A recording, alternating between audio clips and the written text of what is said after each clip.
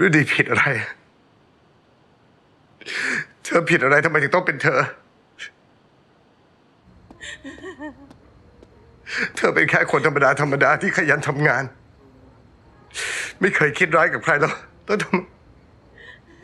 ทำไมมันต้องฆ่าเธอด้วยหมวดยังจับไอ้ฆาตกรไม่ได้ใช่ไหมงั้นผมก็จะไปฆ่ามันเองเหยื่อรายสุดท้ายเป็นยังไงบ้างครับ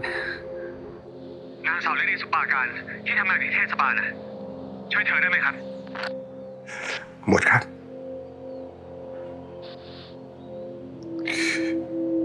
หมวดจับฆาตกรได้หรือยัง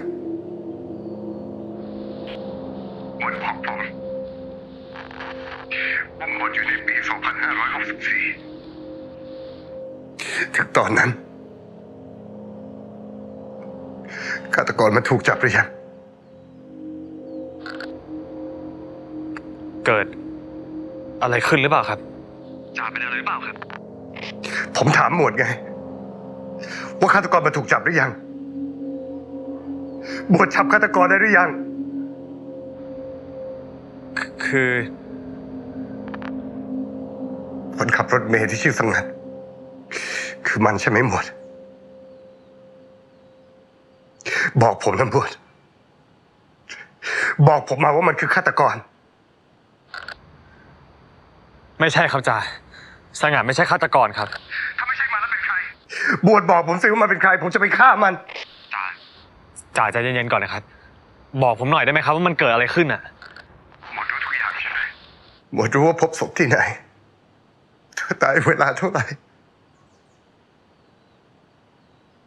บวชรู้ใช่ไหมว่ามันฆ่าเธอยังไงบ้าง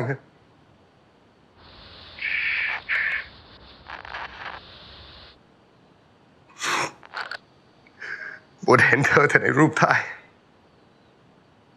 แต่สำหรับผมมันไม่ใช่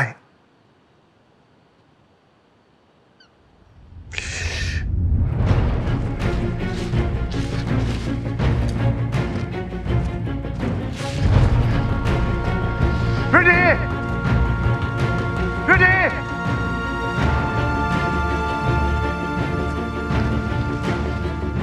ฤดี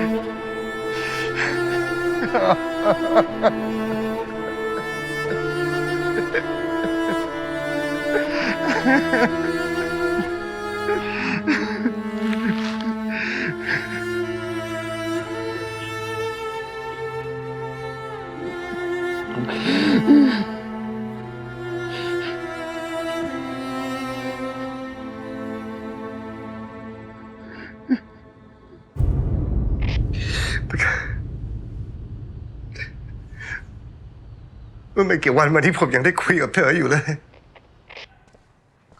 จ่ายอดคะครับ สู้ๆนะคะรอยยิ้มของเธอผมจะไม่ได้เห็นมันอีกแล้วผมจะไม่ได้เห็นมันอีกแล้ว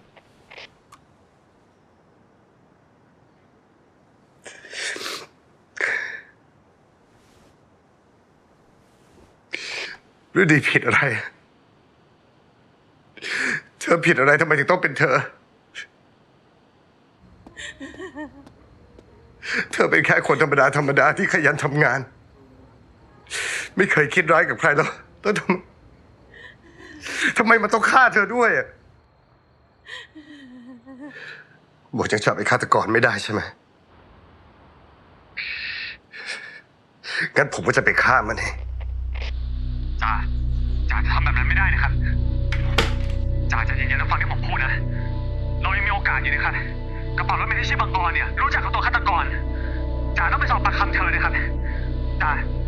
าได้ยินผมไหมครับตอบผมด้วยครับ จ่ายอดชาย จ่า